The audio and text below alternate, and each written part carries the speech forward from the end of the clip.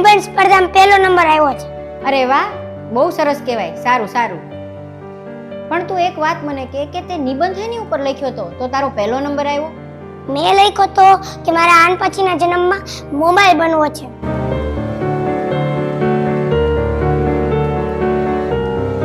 તારે કેમ આવતા જન્મમાં મોબાઈલ બનવું છે? તું આવું કહે છો?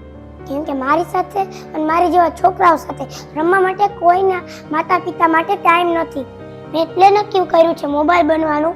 કેમ કે કોઈના માતા પિતાના કે જે બાળકોને મોબાઈલ ચલાવતા આવડતું હોય એ એના હાથમાંથી મોબાઈલ સિવાય કઈ નીચે મૂકતો જ નથી.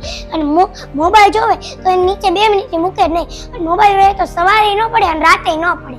કેમ કે મોબાઈલને કેવું સારું કે કોઈ માણસ કે કોઈ માતા પિતા મોબાઈલ હાથમાં મૂકતા જ નથી. અને મોબાઈલ વિના તો સવારે ન પડે અને રાતે ન પડે અને બપોરે ન પડે.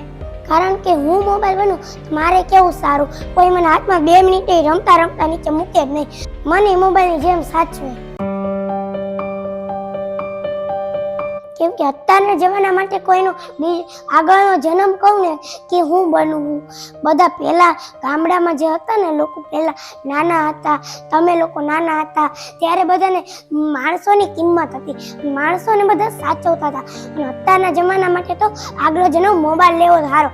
કેમ કે બધા મોબાઈલ જ બધા રાખે છે. કેમ કે પહેલાના જમાનામાં જેમ માણસોને સાચવતા હતા હવે એમ જ અત્યારે મોબાઈલને એવી જ રીતના સાચવે છે.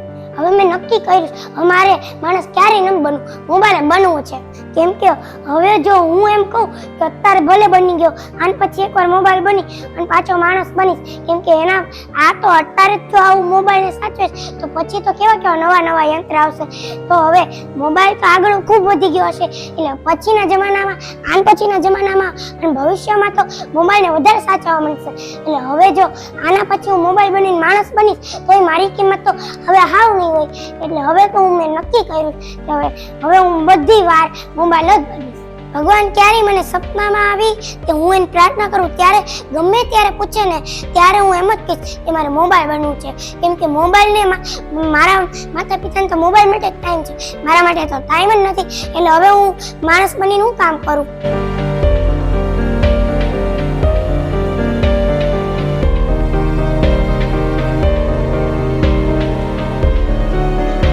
હા શિવન, તારી વાત તો સાચી છે. અત્યારે અમે તે આ દુનિયા જેવા થઈ ગયા છે. જેમ લોકો કરે છે એવું જ અમે કરીએ છીએ. અમે આખો દિવસ મોબાઈલમાં જ રહીએ છીએ. અમારો દિવસ તે મોબાઈલથી જ શરૂ થાય છે અને અમારી રાતે તે મોબાઈલથી જ પૂરી થાય છે. અમે આખો દિવસ મોબાઈલ કરીએ છીએ. ઘરના બધા લોકો આખો દિવસ મોબાઈલ કરે છે અને આ બધું જોઈને જ તે બાળકો શીખે છે. અને પછી બાળકોએ આખો દિવસ મોબાઈલ કરતા થઈ ગયા છે. અને પછી જ્યારે બાળકો આખો દિવસ મોબાઈલ કરે ત્યારે પછી અમે જ ખીજાઈએ છીએ કે આખો દિવસ મોબાઈલ જોવે છે. પણ આ મોબાઈલ જોવાની શરૂઆત જ અમે કરી છે. અમે જ આખો દિવસ મોબાઈલ જોઈએ છીએ તો એ જોઈને એ શીખીને તો બાળકો જોવે છે. પછી જેવું અમે કરીએ છીએ એવું જ તો બાળકો શીખશે ને.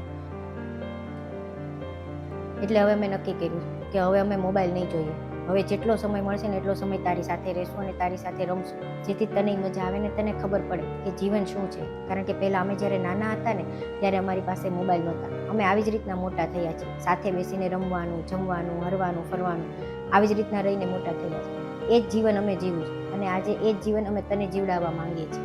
એટલે હવે અમે છે ને મોબાઈલ નહીં જોઈએ. અમે જે જીવન જીવ્યું છે ને એ જીવન અમે તને જીવડાવશું અને પહેલાંની જે મજા છે ને એ મજા તને કરાવશું, જેથી કરીને તને ખબર પડે કે જીવન શું છે અને એ જીવનમાં કેટલી મજા હતી. બાકી અમારાથી કાંઈ ભૂલ થઈ હોય તો અમને માફ કરી દેજો.